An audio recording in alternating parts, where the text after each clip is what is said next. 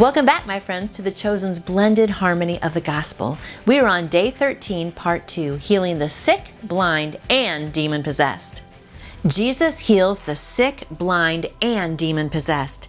When Jesus had crossed over again by boat to the other side, a large crowd gathered around him while he was by the sea, for they were all expecting him. I bet they were. Word was traveling fast. One of the synagogue leaders, named Jairus, came, and when he saw Jesus, fell at his feet and begged him earnestly to come to his house. "My little daughter, about 12 years old, is dying. Come, lay your hands on her, so she can be well and live." So Jesus went with him, and a large crowd was following and pressing him, nearly crushing him. Now a woman suffering from bleeding for 12 years had endured much under many doctors, although doctors back then are certainly not like doctors now. She had spent everything she had and was not helped at all. On the contrary, she had become worse. Having heard about Jesus, she came up behind him in the crowd and touched the end of his robe.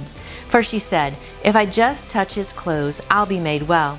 Instantly, her flow of blood ceased, and she sensed in her body that she was healed of her affliction. Immediately, Jesus realized that power had gone out of him. He turned around in the crowd and said, "Who touched my clothes?" His disciples said to him, "You see the crowd pressing against you, and yet you say, 'Who touched me?'" "Someone did touch me," Jesus said, "and I know that power has gone out of me." But he was looking around to see who had done this.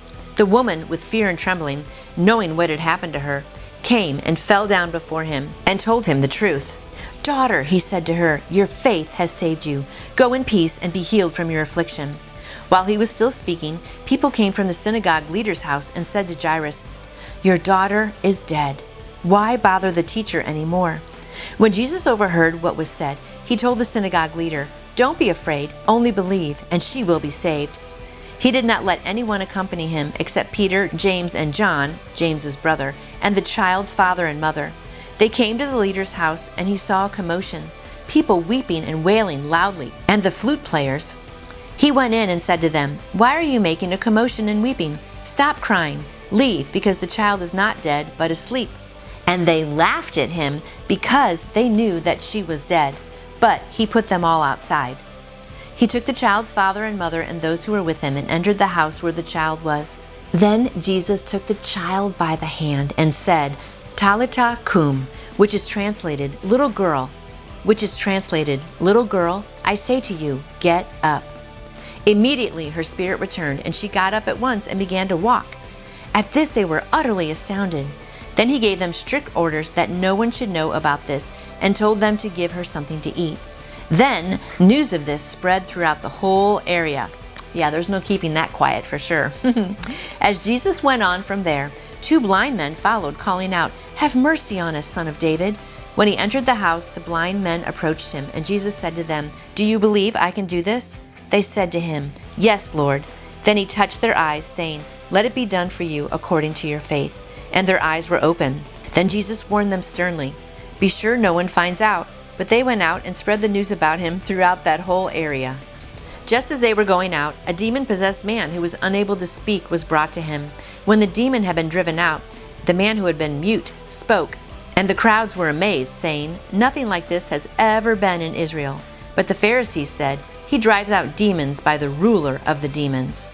I love this so much, how these stories are put together. You've got a little girl who's 12, who's dying, and you have Jairus, who has great faith, even though he's a Pharisee. And then you have a woman who's bleeding for 12 years. So you know what I always think about this? It's kind of interesting. 12 years before, I wonder if the woman went to a doctor. I mean, they didn't really have hospitals, but just imagine her being at a doctor and him saying, "There's no hope for you." And this other mother having a baby girl. And then 12 years go by. They enjoy the little girl so much, but the other woman for 12 years is bleeding. She can't go and get a job. She can't have a husband. She's cast out by her family. She's totally on her own and left alone simply because she has the disease. And back then, there was no way to help her. And here comes Jesus. And you've got him going to Jairus' house, trying to get through the crowd. And then you got this woman that comes up And she knows, if I can just touch him. And she has such great faith. And she wasn't supposed to touch him, right? Because she's unclean, because she's bleeding. She should be way off on the side. But she pushed through that crowd. She had such determination. And she gets there and she reaches out and touches just the edge of his garment. And she's healed. And he knows. He says, who's touched me? But think about that. Everyone's crowding around. But he could feel the power come out. And he has her come forward. And he says, woman, your faith has made you well. What great faith she has. But then you kind of think Jairus might be a little mad because now they come say, your daughter's dead, because Jesus delayed talking to this other woman. So now this little girl is dead, but he says, have faith. She's just asleep. So they go.